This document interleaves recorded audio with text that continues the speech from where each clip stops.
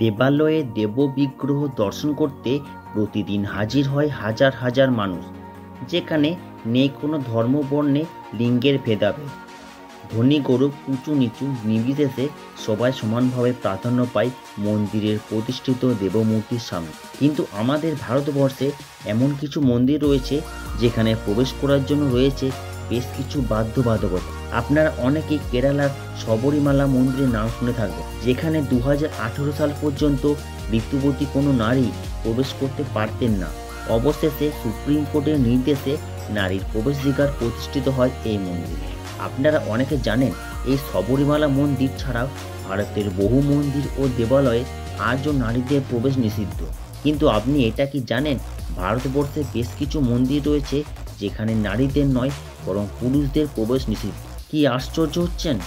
প্রাচীনকাল থেকে যে সমাজ পুরুষ দ্বারা শাসিত হয়ে আসছে, সেই সমাজে কোনো মন্দিরে পুরুষেরই প্রবেশ নিষিদ্ধ, সেটা বেশ আশ্চর্যজনক ঘটনা বটে। এই নিষেধাজ্ঞা কোনো কোনো ক্ষেত্রে স্থায়ী, আবার কোনো কোনো ক্ষেত্রে অস্থায়ী, আবার কোনো কোনো ক্ষেত্রে শর্ত সাপেক্ষ। আসুন তাহলে জেনে নেওয়া যাক ভারতের এমন 9টি জনপ্রিয় মন্দিরের কথা যেখানে পুরুষের প্রবেশ কঠোরভাবে নিষিদ্ধ। নমস্কার, সকলকে স্বাগত জানাই আমার ইউটিউব চ্যানেলে। আজকের আমাদের আলোচ্য বিষয় ভারতের কোন 9 মন্দিরে পুরুষদের প্রবেশ নিষিদ্ধ। নাম্বার 1, ব্রহ্মা মন্দির, পুষ্কর, রাজস্থান। বিভিন্ন পুরাণের বেশ কয়েকটি ঘটনা থেকে জানা যায় প্রজাপতি ব্রহ্মা মর্ত্যলোকের পূজা প্রাপ্তির অধিকার থেকে বঞ্চিত হয়েছিলেন। কিন্তু তা সত্ত্বেও সারা বিশ্বে এ হাতে গোনা কয়েকটি মন্দির রয়েছে যেখানে ব্রহ্মার পুজো করা হয়ে থাকে। রাজস্থানের পুষ্করে অবস্থিত এই ব্রহ্মার মন্দির ঠিক তেমনই ভারতের প্রধান 3টি ব্রহ্মা মন্দিরের মধ্যে একটি। কিন্তু এই মন্দিরটি প্রজাপতি ব্রহ্মার মন্দির হিসাবে যতটা খ্যাতি অর্জন করেছেন, তার থেকে বেশি খ্যাতি অর্জন করেছেন পুরুষদের প্রবেশ নিষেধাজ্ঞার কারণে। সারা বছরই কঠোরভাবে পুরুষদের প্রবেশ নিষেধাজ্ঞা পালন করা হয় এই মন্দিরে। কিন্তু কেন? পুরাণ বলছে এই স্থানে কোনো এক সময়ে প্রজাপতি ব্রহ্মা স্বস্তিক একটি যজ্ঞের আয়োজন করেছিলেন, কিন্তু দেবী সরস্বতী যজ্ঞস্থলে আসতে দেরি করার কারণে ভগবান ব্রহ্মা গায়ত্রী দেবীকে বিবাহ করে যজ্ঞের আনুষ্ঠানিকতা পূর্ণ করেছিলেন। পরে দেবী সরস্বতী এই ঘটনা জানতে পেরে অভিশাপ দেয় যে এই মন্দিরে কখনো কোনো পুরুষ প্রবেশ করতে পারবে না, এবং যদি কেউ জোরপূর্বক প্রবেশ করে তাহলে তার দাম্পত্য জীবন কখনো সুখের হবে না। এবং এই পৌরাণিক কাহিনীর ভিত্তিতেই রাজস্থানের পুষ্করে অবস্থিত এই মন্দির, সেই থেকেই এই মন্দিরে আজকেও পুরুষের প্রবেশ নিষিদ্ধ থাকে। নাম্বার 2, কামাখ্যা মন্দির, আসাম। আপনারা অনেকেই আসামের কামাখ্যা মন্দিরের নাম শুনে থাকবেন। শক্তিমতে দেবী সতীর 51টি খণ্ড যে স্থানগুলিতে পতিত হয়েছিল, সেই স্থানগুলির মধ্যে একটি হলো আসামের কামাখ্যা মন্দির। এই স্থানে দেবী সতীর যোনিখণ্ড পতিত হয়েছিল। 4টি প্রধান শক্তিপীঠের একটি হচ্ছে এই মা কামাখ্যা মন্দির। প্রতি বছর দেশ বিদেশ থেকে লক্ষ লক্ষ পর্যটক ছুটে আসেন রহস্যময় এই মন্দিরের আঙিনায়। তবে সারা বছরে এই মন্দিরে পুরুষদের প্রবেশ যে কোনো নিষেধাজ্ঞা না থাকলেও অম্বাবচীর সময় দেখা যায় এই ব্যতিক্রম। আষাঢ় মাসের মৃগশিরা নক্ষত্রের 3টি পথ শেষ হলে পৃথিবী বা ধরিত্রীমাতা ঋতুবতী হয়। এই সময়টিতে মা কামাখ্যা মন্দিরে পালিত হয় অম্বুবাচী উৎসব। যেহেতু এ সময় দেবী রজস্বলা হয়ে থাকেন, তাই এই সময় 4 থেকে 5 দিন পুরুষের জন্য বন্ধ হয়ে যায় কামাখ্যা মন্দিরের দুয়ার। এ সময় সকল প্রকার মাঙ্গলিক কার্য এবং দেবী দর্শন বন্ধ থাকলেও স্বাভাবিক পূজা অর্জনের দায়িত্ব পালন করেন মহিলা যাজক ও সন্ন্যাসীরা। নাম্বার 3, আট্টুকাল ভগবতী মন্দির, কেরল। কেরালার আট্টুকালে অবস্থিত এই অনিন্দ সুন্দর মন্দিরটির নাম আট্টুকাল ভগবতী মন্দির নামে পরিচিত। এই মন্দিরে অধিষ্ঠাত্রী দেবী হচ্ছেন স্বয়ং ভদ্রকালী। ভগবান শিবের 3য় নেত্র থেকে জন্ম নেওয়া অসুরদ্বারকে বধ করেছিলেন এই দেবী। এই মন্দিরে তিনি পূজিত হন আট্টুকাল দেবী বা আট্টুকাল আম্বা নামে। তবে সমগ্র ভারতবর্ষে এই মন্দিরটি পরিচিত পেয়েছে এখানকার নারীর প্রাধান্য ও কর্তৃত্বের জন্য। এই মন্দিরের প্রধান এবং সবচেয়ে বড় উৎসব আট্টুকাল পোঙ্গাল উৎসব। এই উৎসবে কোনো পুরুষ প্রবেশ করতে পারে না। এই উৎসবে সমস্ত আচার পালিত হয় শুধুমাত্র মহিলাদের দ্বারাই। এ কারণে এই মন্দিরকে মহিলাদের শবরীমালা মন্দির বলেও ডাকা হয়। মজার ব্যাপার হচ্ছে প্রতি বছর পোঙ্গালের সময় লক্ষ লক্ষ মহিলারা এখানে হাজির হয়, যা গিনিস বুক অফ ওয়ার্ল্ড রেকর্ডে স্থান নিয়েছে। নাম্বার 4, দেবী কন্যাকুমারী ভগবতী মন্দির, তামিলনাড়ু।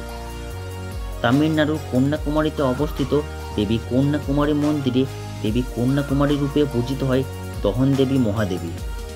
দেবী সতীর শরীরের ডান কান এবং মেরুদণ্ডের অংশটি এখানে পতিত হওয়ার কারণে এটি 51 শক্তিপীঠের অন্যতম পীঠস্থান। এই মন্দিরে দেবীকে কুমারী রূপে পুজো করার কারণে এখানে সার্বক্ষণিকভাবে পুরুষদের প্রবেশ কঠোরভাবে নিষিদ্ধ। যদিও পুরুষ সন্ন্যাসীরা মন্দিরে কটক পর্যন্ত যেতে পারেন, তবে বিবাহিত পুরুষদের জন্য মন্দিরের প্রবেশাধিকার একেবারে নিষিদ্ধ। বলা হয় শ্রী পার্বতী বিবাহের দিন এই স্থানে মহাদেব ও মহাদেবীর প্রতি অসম্মানজনক আচরণ করেছিলেন বিধায় আজ অবধি কোনো পুরুষের প্রবেশ এই মন্দিরে নিষিদ্ধ। নাম্বার 5, দেবী মাতার মন্দির, মুজাফরপুর, বিহার। আসামের কামাখ্যা মন্দিরের মতো বিহারের মুজাফরপুর মন্দিরে রয়েছে বিশেষ বিধান। দেবী কামাখ্যার মতো এই শক্তিস্থলে দেবী ভগবতীর রজস্বলা হয় একটি নির্দিষ্ট সময়ে, ফলে সেই সময়ে সমস্ত পুরুষদের প্রবেশ নিষিদ্ধ করা হয় এই মন্দিরে। এ সময় এ মন্দিরে পূজা অর্চনা অন্যান্য রীতি রেওয়াজ পালন করে থাকেন স্থানীয় মহিলারা। নাম্বার 6, সন্তোষী মাতার মন্দির, যোধপুর। রাজস্থানের যোধপুরে অবস্থিত সন্তোষী মাতার মন্দিরেও রয়েছে পুরুষদের প্রবেশ নিষেধাজ্ঞা। এই মন্দিরের অধিষ্ঠাত্রী দেবী হচ্ছেন সন্তোষী। তিনি এখানে পূজিত হন মহিলা যাজক দ্বারা এবং মন্দিরের সমস্ত আচরণ পালিত হয় মহিলাদের দ্বারা। শুক্রবার ছাড়া সপ্তাহের অন্যান্য দিন পুরুষেরা মন্দিরের দরজা থেকে দেবীর দর্শন করতে পারলেও তারা পুজো করার অধিকার পুরুষের নেই। শুক্রবারে এই মন্দিরে পুরুষদের প্রবেশ নিষিদ্ধ, কারণ সপ্তাহের এই দিনে মহিলারা উপবাস করে মহাসমারোহে দেবীর পূজা অর্চনা করে থাকেন। নাম্বার 7, চক্কুলাথুকাবু মন্দির, কেরল। কেরালার আট্টুকাল ভগবতী মন্দিরের মতো চক্কুলাথুকাবু মন্দিরেও রয়েছে পুরুষদের জন্য প্রবেশ নিষেধাজ্ঞা।